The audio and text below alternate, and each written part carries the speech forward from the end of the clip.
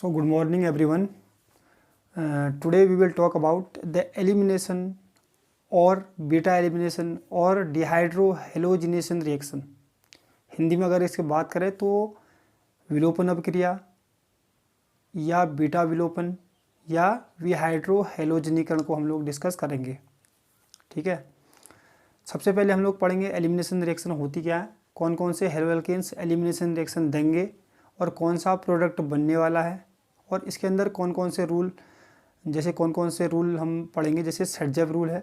ठीक है, वैसे हॉफमैन रूल भी एलिमिनेशन में डिस्कस करते हैं, पर क्योंकि हम एनसीईआरटी को ही डिस्कस कर रहे हैं तो यहाँ पर सिर्फ सेटजेव ही दिया है, तो हम लोग सेटजेव रूल को ही डिस्कस करेंगे।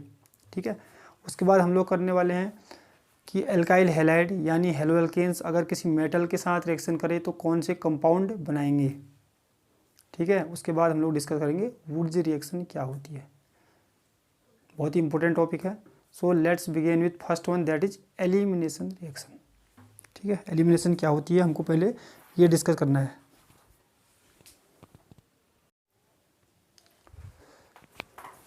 तो सबसे पहले डिस्कस करेंगे कि ये विलोपन अपक्रिया होती क्या है। ठीक है, थोड़ा ध्यान से सुनना। ऐसे हेलो एल्केन जिनमें कम से कम एक बीटा हाइड्रोजन एटम होना चाहिए, कम से कम एक बीटा हाइड्रोजन परमाणु होना चाहिए, वो क्या करते हैं कि अल्कोहलिक KOH के साथ रिएक्शन करते हैं। जैसे ही अल्कोहलिक KOH के साथ रिएक्शन करेंगे तो होगा क्या कि जो हेलो एल्केन है उसमें से अल्फा कार्बन में से हैलोजन निकलेगा और बीटा कार्बन में से हाइड्रोजन निकल जाएगा, जिससे अल्फा और बीटा के बीच में डबल बॉन्ड यानी एल्कीन प्रोडक्ट के रूप में बनेगा, एल्कीन उत्पाद के रूप में बनेगा। तो इस टाइप की रिएक्शन ही क्या होती है, विलोपन यानी एलिमिनेशन रिएक्शन। ठीक है, पर याद रखो। तो देखो स्टार्ट करते हैं। सबसे पहले CH3, सपोज करो मेरे पास कोई हेलो एल्कीन है CH3 CH2 और यहाँ पर मैंने Br लगा दिया। ठीक है, तो मैंने क्या बोला, ऐसे हेलो एल्केन जिनमें कम से कम एक बीटा हाइड्रोजन होना चाहिए। तो बीटा हाइड्रोजन क्या होता है पहले समझो। ये जो Br है हेलोजन है, हेलोजन इस कार्बन से जुड़ा है तो इसको बोलेंगे हम लोग अल्फा कार्बन। ठीक है, और अल्फा कार्बन से जो कार्बन जुड़ता है तो उसको बोलेंगे हम लोग बीटा कार्बन। ठीक है, बीटा कार्बन है और बीटा कार्बन में कितने हाइड्रोजन है, 3 हाइड्रोजन है।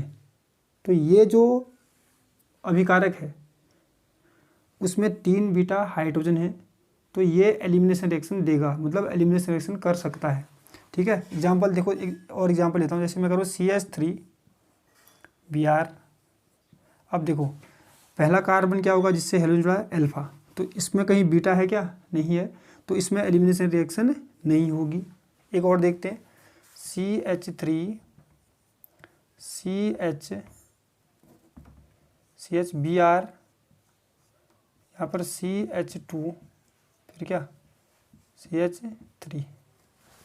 ठीक है, तो देखो हेलोजन इस कार्बन से जुड़ा है तो इसको अल्फा, अल्फा कार्बन से ये जुड़ा है तो ये बीटा, और अल्फा से ही ये जुड़ा है तो ये भी बीटा। तो इसमें कितने बीटा हाइड्रोजन हो गए, हाइड्रोजन 3 यहाँ 2 यहाँ 5 बीटा हाइड्रोजन हो गए। हमको ज़रूरत कितनी है, सिर्फ एक की। ठीक है, तो इसमें भी एलिमिनेशन होगा, इसमें भी होगा, इसमें नहीं होगा क्योंकि इसमें बीटा हाइड्रोजन नहीं है। और बहुत सारे अभिकारक हो सकते हैं जिसमें बीटा हाइड्रोजन हो भी सकता है, नहीं हो सकता है, पर हमको ऐसा हेलो एल्केन लेना है जिसमें बीटा हाइड्रोजन होना चाहिए। ठीक है, तो देखो होता क्या है इससे, फिर अगर रिएक्शन होगी तो रिएक्शन के बाद क्या बनेगा। देखो तो ये मैंने ले लिया, आपको पता है एथिल ब्रोमाइड ले लिया। इसकी रिएक्शन किससे करनी है, किसके साथ, एल्कोहलिक, शॉर्ट में ALC लिख दिया मैंने, एल्कोहलिक KOH के साथ, एल्कोहलिक KOH के साथ करा दी। फिर इसको हीट कर दिया यानी गर्म कर दिया। तो होने वाला क्या है कि जो अल्फा है, अल्फा से Br निकलेगा। ठीक है, और बीटा से एक हाइड्रोजन निकलेगा। तो ये अल्फा कार्बन है, ये बीटा कार्बन है। अगर मैं अल्फा से एक हेलोजन को निकाल दूं तो यहाँ पर क्या बचेगा, CH2 बचा। ठीक है, और यहाँ से अगर मैं एक हाइड्रोजन को निकालूं तो यहाँ भी क्या बचेगा, CH2। ठीक है, और अल्फा और बीटा के बीच में जब विलोपन हो जाएगी, जब विलोपन अभिक्रिया हो जाएगी तो यहाँ पर अल्फा और बीटा के बीच में डबल बॉन्ड बन जाता है। मतलब पाई बॉन्ड एक और आ जाएगा, डबल बॉन्ड बन गया। ठीक है, हमेशा ही विलोपन अभिक्रिया के बाद क्या बनता है, एल्कीन बनता है। अब देखो यहाँ से क्या निकला H और यहाँ से क्या निकला Br, तो निकलता क्या है, देखो यहाँ से जो Br है वो Br यहाँ से निकलेगा और K यहाँ से, तो KBr बाहर, एक निकलता है KBr बाहर, और यहाँ क्या बचा OH यहाँ पर, और एक H यहाँ से निकला है तो H2O बाहर प्लस H2O बाहर हो गया। ठीक है, अब इसमें देखो इसमें कितने परमाणु हैं, इसमें एक Br है, एक कार्बन है, 2 हाइड्रोजन है। ठीक है, 3 यहाँ पर हो गए, 4 में 4 यहाँ कितने 8 हो गए। ठीक है, 8 यहाँ पर कितने हो गए, 3 यहाँ पर 3 यहाँ पर, तो इसमें 8 परमाणु हैं। इसमें कितने परमाणु हैं, 6 परमाणु हैं। मतलब कि भाई 2 परमाणु का नुकसान हो गया, 2 परमाणु इसमें से विलुप्त हो गए, इसलिए क्या बोलते हैं उसको, विलोपन, विलोपन अभिक्रिया। और विलोपन अभिक्रिया के बाद हमेशा ही एल्कीन बनता है, याद रखो। ठीक है, अब देखो ये होता कैसे है, फटाफट आपको होगी सर KBr कैसे निकला, OH और H यहाँ से H2 बाहर कैसे निकला। ठीक है, तो बहुत सिंपल है, ये मैं सिंपल सी मैकेनिज्म दे रहा हूँ, पर मैकेनिज्म आपके NCERT में दिया नहीं है, पर आपके डाउट को क्लियर करने के लिए बता देता हूँ मैं। सपोज करो ये है कार्बन, एक कार्बन ये है, इस कार्बन पर 2 हाइड्रोजन है और इसमें एक Br है। इस कार्बन में 3 हाइड्रोजन है, एक Br, 3 हाइड्रोजन है। ठीक है, और यहाँ पर हमने क्या डाला था, एल्कोहलिक KOH। जो एल्कोहलिक KOH है, अगर हम उसको तोड़ेंगे तो K+ होता है, OH- होता है। ठीक है, तो OH- क्या करता है, जो बीटा है, ये अल्फा कार्बन, ये बीटा कार्बन, हेलोजन से जुड़ा कार्बन अल्फा, अल्फा से जुड़ा कार्बन बीटा, कितने हाइड्रोजन है, 3 बीटा हाइड्रोजन है। ठीक है, तो जो OH- है वो पीछे से आकर इस 1 2 3 बीटा हाइड्रोजन में से एक बीटा हाइड्रोजन से रिएक्शन करेगा, और आपको पता है हाइड्रोजन पर चार्ज होता है पॉजिटिव, और ये कैसा है, नेगेटिव, ये बॉन्ड ऐसे टूटे, H2O बाहर। ठीक है, और यहाँ पर ये जो बॉन्ड है, ये बॉन्ड यहाँ को टूट जाएगा ऐसे। ठीक, तो यहाँ से क्या निकला, OH यहाँ से, H यहाँ से, इसलिए मैंने वहाँ क्या लिखा, H2O, और यहाँ पर डबल बॉन्ड बन गया। जैसे यहाँ पर पाई बॉन्ड बना ये वाला, ये हेलोजन भी यहाँ से बाहर निकल जाएगा। तो Br बॉन्ड अपने साथ ले जा रहा है, मतलब Br अपने साथ माइनस ले जा रहा है, और यहाँ क्या बचा है, प्लस, तो KBr भी बाहर। और अल्फा और बीटा के बीच में जब एलिमिनेशन हो गई तो अल्फा और बीटा के बीच में एक बॉन्ड था, एक बॉन्ड और हो गया, तो यहाँ क्या बचा, CH2, यहाँ भी CH2। तो यह है छोटी सी मैकेनिज्म। ठीक है, अब इसमें एक चीज़ देखो कि इसको क्या बोला, बीटा विलोपन भी बोला। बीटा विलोपन इसको क्यों बोलते हैं, क्योंकि जो बीटा कार्बन है यहाँ से बीटा हाइड्रोजन का विलोपन होता है, इसलिए इसको क्या बोलते हैं, बीटा विलोपन भी बोलते हैं। अब विहाइड्रो हेलोजनीकरण भी इसको बोला है, विहाइड्रो हेलोजनीकरण।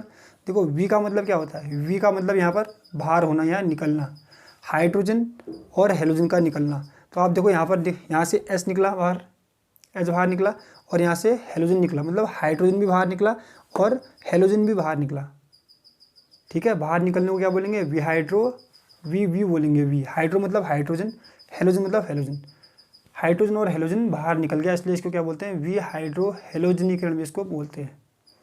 ठीक है, ये तो सिंपल रिएक्शन है। अब एक चीज़ देखो, अगर मैं इसके रिएक्शन करा दूँ, CH3 CHBr, और यहाँ पर CH2, यहाँ पर CH3, ध्यान से देखना, इंपॉर्टेंट है।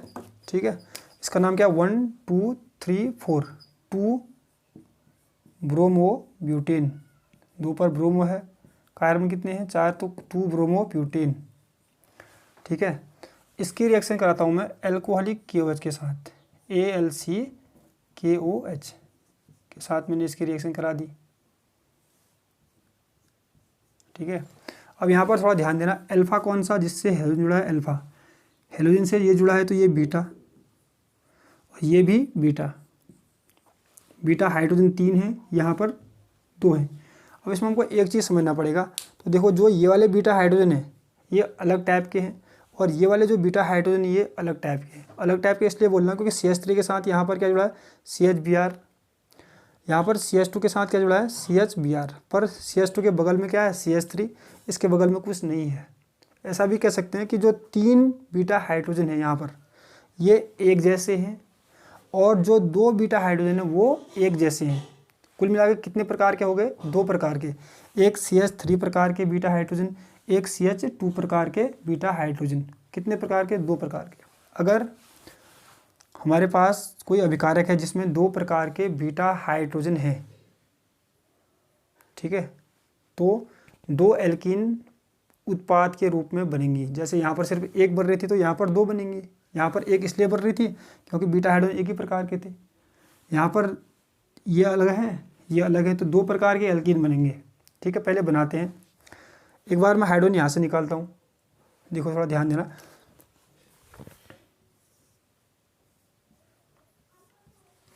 ठीक है, मैं यहाँ से निकाल रहा हूँ। अगर मैं यहाँ से हाइड्रोजन निकालूंगा तो यहाँ पर क्या बचेगा, CH2, और आपको पता है जब हाइड्रोजन निकलेगा तो यहाँ से हेलोजन निकलेगा, तो यहाँ पर क्या बचेगा, CH, और यहाँ पर क्या है, CH2 CH3।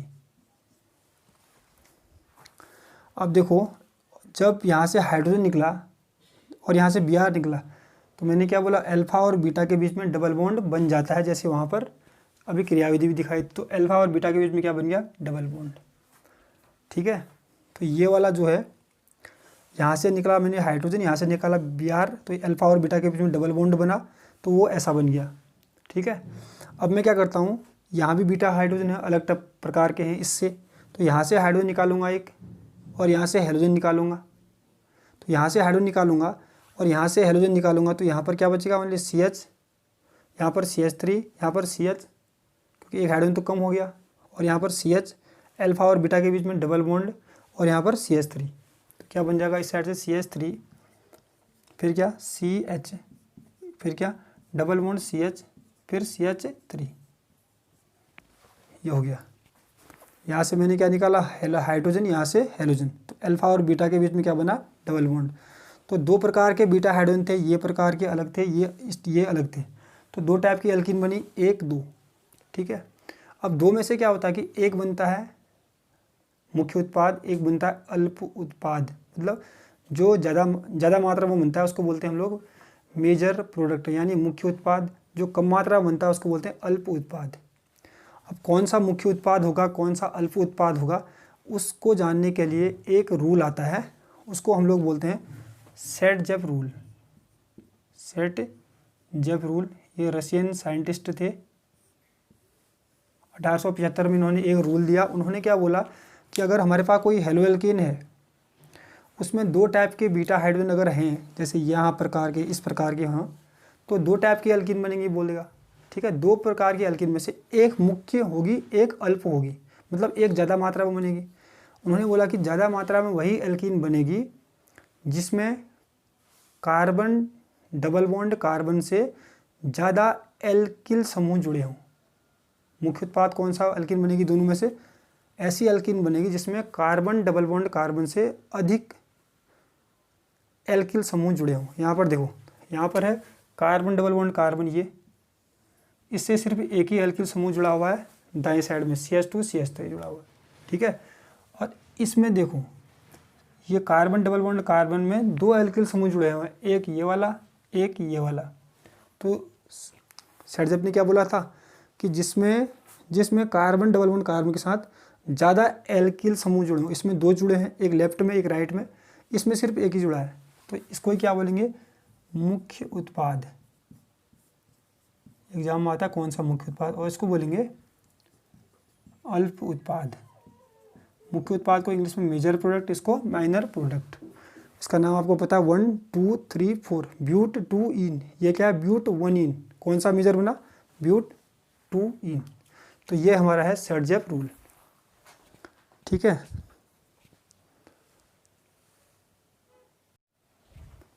तो देखो, एलिमिनेशन रिएक्शन पढ़ने के बाद एक चीज़ आपको पता होना चाहिए, अगर कहीं पर एल्कोहलिक KOH लिखा हुआ है, एल्कोहलिक KOH, और कहीं पर एक्वस KOH लिखा हुआ है, मतलब जलीय KOH, और ये एल्कोहलिक KOH, तो जब जलीय KOH लिखा होगा, जैसे ये एक्वस KOH लिखा होगा यानी जलीय KOH लिखा होगा, तो प्रतिस्थापन रिएक्शन होनी है, प्रतिस्थापन अभिक्रिया होती है, इसको याद रखना।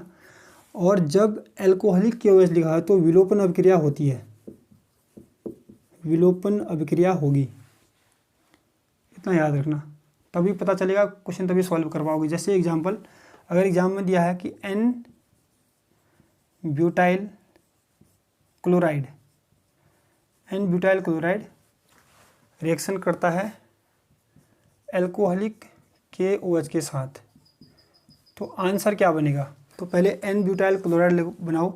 क्या होता है N butyl chloride? CH3 CH2 CH2 CH2 Br। इसकी रिएक्शन एल्कोहलिक ALC, आपको पता है कि एल्कोहलिक KOH की प्रेजेंस में कौन सी होगी? विलोपन। और विलोपन में क्या होगा? अल्फा, एक ढूंढो पहले अल्फा, जिससे हेलोजन जुड़ा है उसको अल्फा कार्बन, दूसरा वाला बीटा। एलिमिनेशन मतलब विलोपन में होता क्या है? अल्फा से हेलोजन बाहर निकलेगा और बीटा से हाइड्रोजन बाहर निकलेगा और अल्फा और बीटा के बीच में डबल बॉन्ड आ जाएगा, अभी मैंने पढ़ाया था। तो आंसर क्या होगा? CH3 CH2 CH double bond CH2 alkene. ठीक है, क्योंकि अल्कोहल पढ़ा था इसलिए। अगर सपोज करो यहाँ पर अल्कोहल की जगह ऐसा लिखता है कि जो N ब्यूटाइल क्लोराइड है, N butyl chloride react with aqueous KOH, अगर यहाँ पर एक्वस KOH यानी जलीय KOH दिया होता तो आंसर क्या होता? प्रतिस्थापन अभिक्रिया बनती है। प्रतिस्थापन में क्या होता है? ये Br निकल जाता, उसकी जगह में OH आ जाता, तो आंसर क्या बनेगा? CH3 CH2 CH2 CH2OH। ठीक है, ये प्रतिस्थापन है क्योंकि एक्वस KOH है। ये विलोपन है, एल्कीन बनेगा क्योंकि वो एल्कोहलिक KOH है। तो इतना याद रखना ज़रूरी है। ठीक है, अब देखो हम लोग नेक्स्ट टॉपिक को डिस्कस करते हैं। वो है कि धातुओं के साथ अभिक्रिया, मतलब रिएक्शन विद मेटल्स। अगर जो हेलोएल्केन हमारे पास है, हेलोएल्केन अगर किसी मेटल के साथ रिएक्शन करेंगे तो कौन से यौगिक यानी कंपाउंड बनेंगे, वो हमको डिस्कस करना है। तो देखो, तो क्या लिख सकते हैं? धातुओं के साथ अभिक्रिया, धातुओं के साथ अभिक्रिया मतलब रिएक्शन विद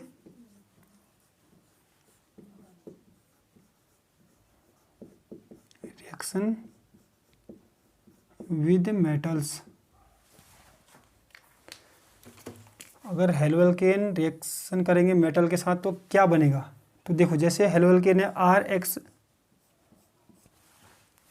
इसकी रिएक्शन मैंने करा दी मैग्नीशियम के साथ, तो मैग्नीशियम क्या करता है? और R और X के बीच में चले जाता है और यहाँ पर क्या होगा? Dry ether. तो क्या बनेगा?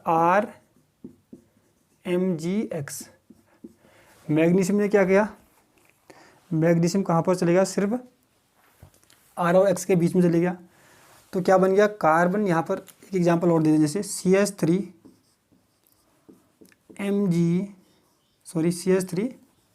और हेलोजन की जगह ले लो आप Br, तो यह मेथिल ब्रोमाइड। इसकी रिएक्शन ने मैग्नीशियम के साथ करा दी।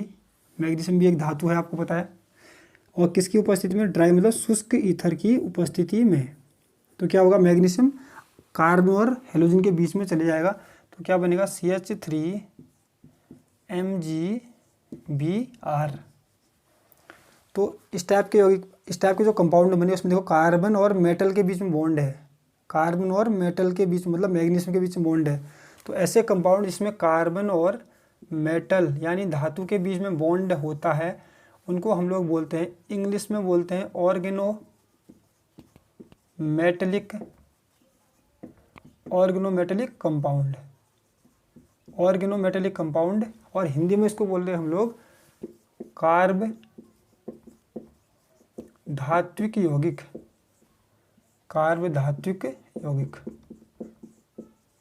तो इसमें देखो कार्बन और मैग्नीशियम के बीच में मतलब कार्बन और मेटल के बीच में बॉन्ड है, और इसमें भी कार्बन और मेटल के बीच में बॉन्ड है, तो इसको बोलेंगे कार्बधात्विक यौगिक। ठीक है, पर जब अगर हम हेलोएल्केन की रिएक्शन मैग्नीशियम के साथ कराएंगे तो जो बनेगा उसको बोलेंगे कार्ब धात्विक। अगर सोडियम भी धातु होती है उसके साथ भी रिएक्शन कराएंगे तो कार्ब धात्विक, लिथियम के साथ भी कराएंगे तो कार्ब धात्विक यौगिक बनेंगे, मतलब ऑर्गेनोमेटेलिक कंपाउंड बनेंगे। ठीक है, पर स्पेशल की अगर स्पेशली हम लोग बात करें, अगर RX मतलब हेलो एल्केन की रिएक्शन हमने मैग्नीशियम के साथ कराई तो जो RMgX बनता है, इसका एक नाम तो ये है, पर इसका जो स्पेशल नाम है इसको बोलते हैं हम लोग Grignard reagent. Grignard reagent, Grignard reagent.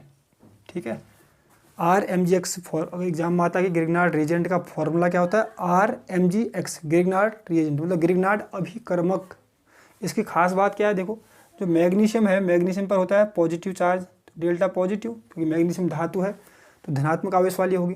तो इसके बगल में जो ये जुड़ा है इस पर क्या होगा, कार्बन वाला भाग नेगेटिव। तो देखो अधिकतर आपने देखा होगा कार्बन वाला जो भाग होता है उस पर पॉजिटिव चार्ज आता है, पर ये जो ग्रिग्नार्ड रिएजेंट है इसमें जस्ट उल्टा है। जो कार्बन वाला पार्ट है ये वाला भी, इसमें चार्ज कैसा है, नेगेटिव, क्योंकि इसके बगल वाले में कैसा है, पॉजिटिव। तो यहाँ पर भी डेल्टा पॉजिटिव, डेल्टा नेगेटिव। ठीक है, इसमें तो नेगेटिव ही होता है। तो इस टाइप के कंपाउंड को बोलते हैं RMgX को ग्रिग्नार्ड रिएजेंट। अब ग्रिग्नार्ड रिएजेंट इसलिए पड़ा क्योंकि जो साइंटिस्ट थे उन्होंने 1997 में इसको डिस्कवर किया था। उनका नाम था विक्टर ग्रिग्नार्ड, अपने नाम पर रख के चले गए। ठीक है, और 1912 में इनको नोबेल प्राइज़ मिला था इसके लिए, इस खोज के लिए ग्रिग्नार्ड को नोबेल प्राइज़ मिला था, ग्रिग्नार्ड अभिकर्मक की खोज के लिए। ठीक है, तो ये है हमारा ग्रिग्नार्ड अभिकर्मक RMgX, या इसका नाम क्या बोल सकते हो, methyl magnesium bromide. Methyl magnesium bromide, वैसे कहें तो ये भी ग्रिग्नार्ड रिएजेंट है क्योंकि RMgX। ठीक है, ये हो गया। अब देखो ग्रिग्नार्ड रिएजेंट जो है ये करेगा क्या, इसकी रिएक्शन क्या बनेंगी, तो लिखते हैं रिएक्शन विद, रिएक्शन किसके साथ, रिएक्शन ऑफ शॉर्ट में लिखता हूँ Grignard reagent with compounds containing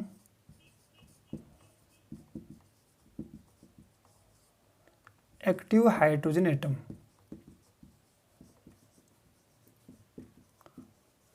इसको आप लिख सकते हो कि ग्रिग्नार्ड रिएजेंट की जो रिएक्शन है किसके साथ, ऐसे कंपाउंड, ऐसे यौगिक के साथ जिसमें एक्टिव हाइड्रोजन हो।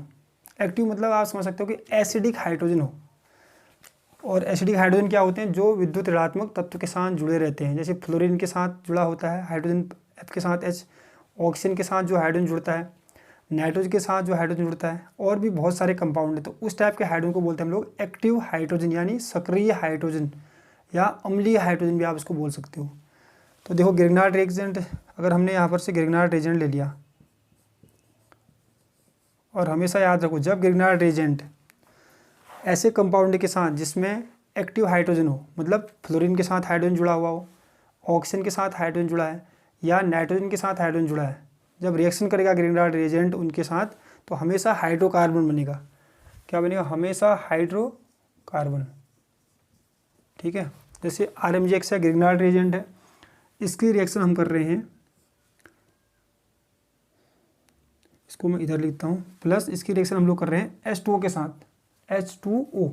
तो देखो H2O को ऐसे लिख सकते हैं HOH। ठीक है, तो देखो ये ऑक्सीजन हाइड्रोजन जो है ऑक्सीजन के साथ जुड़ा हुआ है। ठीक है, और ये वाला जो हाइड्रोजन है वो भी ऑक्सीजन के साथ जुड़ा हुआ है। तो दो के दो जो हाइड्रोजन है उसको क्या बोलेंगे हम लोग, अम्लीय हाइड्रोजन या एक्टिव हाइड्रोजन। तो इसको आपको पता है कार्बन पर चार्ज कैसा है, नेगेटिव, अभी दिखाया था मैंने, क्योंकि मैग्नीशियम पर क्या होता है, पॉजिटिव।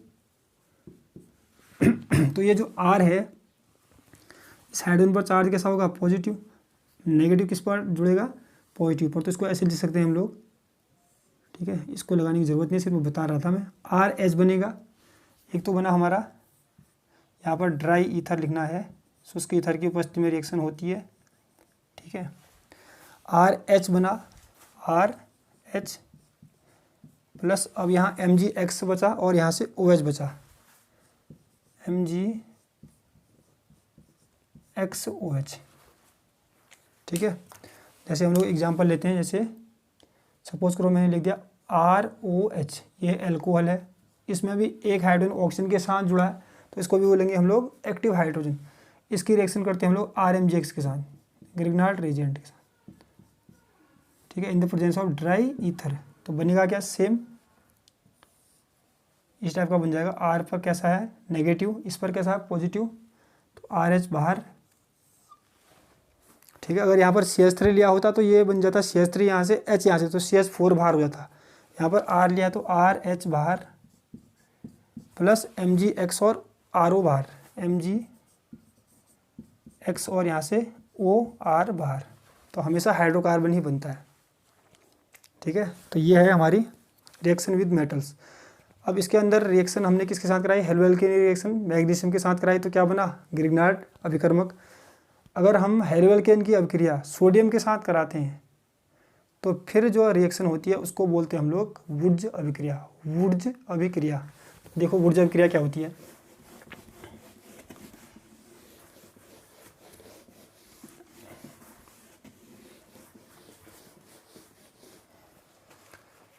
तो देखो वुर्ज में क्या होता है कि ऐसे एल्किल हैलाइड यानी हेलोएल्केन, जैसे मैंने एक हेलोएल्केन ये ले लिया, इसकी रिएक्शन हमने करानी पड़ती है सोडियम के साथ, ठीक है। और हेलोएल्केन 2 लेने पड़ते हैं, याद रखो, एक ये ले लिया मैंने और 2 ही सोडियम लेंगे, तो 2Na, ठीक है, प्लस एक हेलोएल्केन को मैं एक बार और लूँगा क्योंकि एक नहीं 2 लेने हैं हेलोएल्केन। इसको मैं उल्टा लिखता हूँ, X और यहाँ को सिंगल बॉन्ड R, किसकी उपस्थिति में रिएक्शन करेगा, ड्राई ईथर। तो बनता क्या है, देखो X यहाँ से बाहर, एक X यहाँ से बाहर, तो यहाँ से R single bond R, R, ये हाइड्रोकार्बन फिर से एल्केन से फिर से हाइड्रोकार्बन बनता है।